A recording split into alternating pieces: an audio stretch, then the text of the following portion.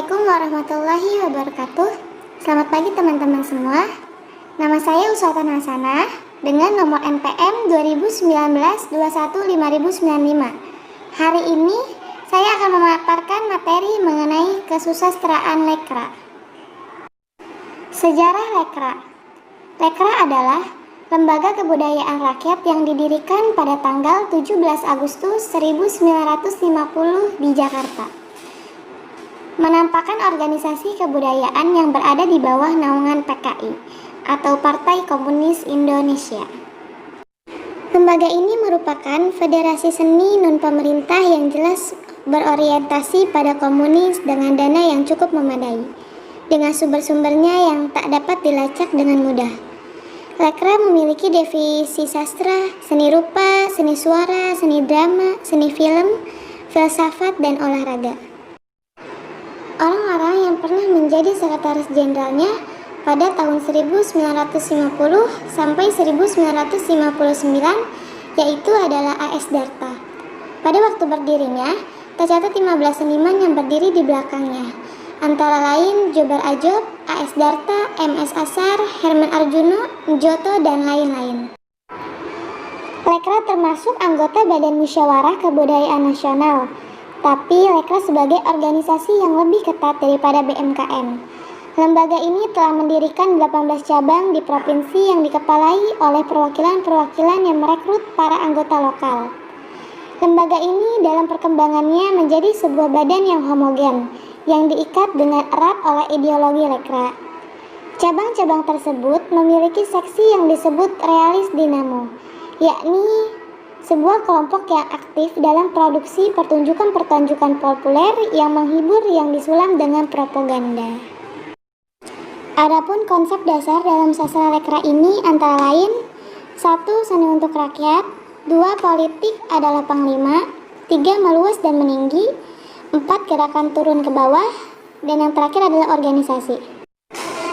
1. Seni untuk rakyat. Sastra mengabdi dan memo bela kepentingan kaum buruh dan kaum tani yang digambarkan tertindas oleh kaum berjuis, kaum feodal, dan kaum kapitalis. Sastra ini memusuhi kaum penindas, di samping itu kaum agama dan sastra yang berhaluan humanisme universal. 2. Politik adalah panglima. Kepentingan politik komunis di atas segalanya. Sastra Lekra tunduk kepada kepentingan PKI. Semboyan sastra Lekra dalam hal ini adalah kesalahan politik lebih jahat daripada kesalahan artistik. 3. Meluas dan meninggi. Meluas artinya sastra harus setia kepada kaum buruh dan kaum tani. Sedangkan meninggi berarti sastra harus seimbang antara kreativitas dengan peningkatan ideologi PKI. 4. Gerakan turun ke bawah. Sastrawan Lekra harus mengenal kaum tani dan kaum buruh secara objektif. Yang terakhir adalah organisasi. Kedudukan organisasi penting membentuk seorang sastrawan sosialis.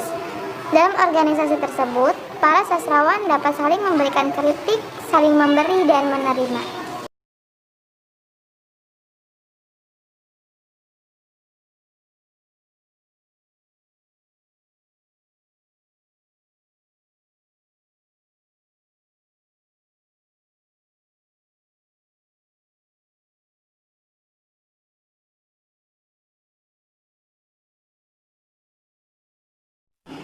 Seiring tumbangnya ideologi komunis di Indonesia pada akhir dekade 60, yang berarti terjadi pergantian penguasa politik di Indonesia, Lekra akhirnya dinyatakan sebagai organisasi terlarang sesuai TAP MPRS nomor 27/MPRS tahun 1966 tentang pelarangan komunisme, Leninisme, dan pembubaran organisasi PKI beserta organisasi masanya. Dengan ini, Lekra benar-benar dianggap bagian dari PKI oleh rezim Orde Baru. Banyak anggota Lekra dipenjarakan setelah itu dan menjadi tahanan politik. Ada juga yang menyatakan sebagian sastrawan Lekra yang lain sudah terbunuh. Dan semenjak itu, semua karya sastra Lekra dilarang di Indonesia. Cukup sekian materi yang saya sampaikan.